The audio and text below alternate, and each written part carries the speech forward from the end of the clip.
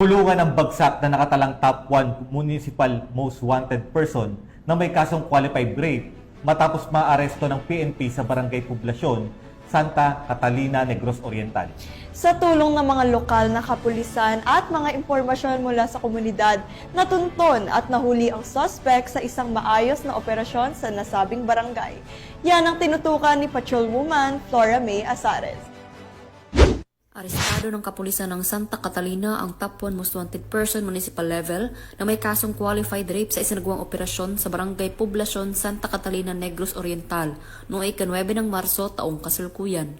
Kinilala ni Police Captain Idhel B. Tablate, Officer in charge ng Santa Catalina Municipal Police Station, Negros Oriental Police Provincial Office, ang suspect na si Marlon, nasa legal na edad, at residente ng sitio Talayong Barangay Kaigangan, Santa Catalina, Negros Oriental. Bandang alas 8:13 ng gabi, nang maaresto ng kapulisan ng suspect sa bisa ng warrant of arrest para sa kasong qualified rape na inisyu ni Honorable Maria Myla Ray M. Santos Orden, Presiding Judge ng RTC 7th Judicial Region Branch 63, Bayawan City, Negros Oriental, na walang rekomendadong piyansa. Kasulukuyang nasa kustodiya ng Santa Catalina MPS ang suspect para sa dokumentasyon at tamang disposisyon.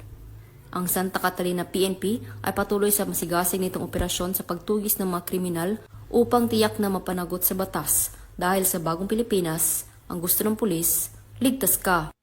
Mula dito sa Central Visayas, ako ang inyong PNN correspondent, Patrolwoman Flora May Azares, alagad ng batas, tagataguyod ng Balitang Pulis.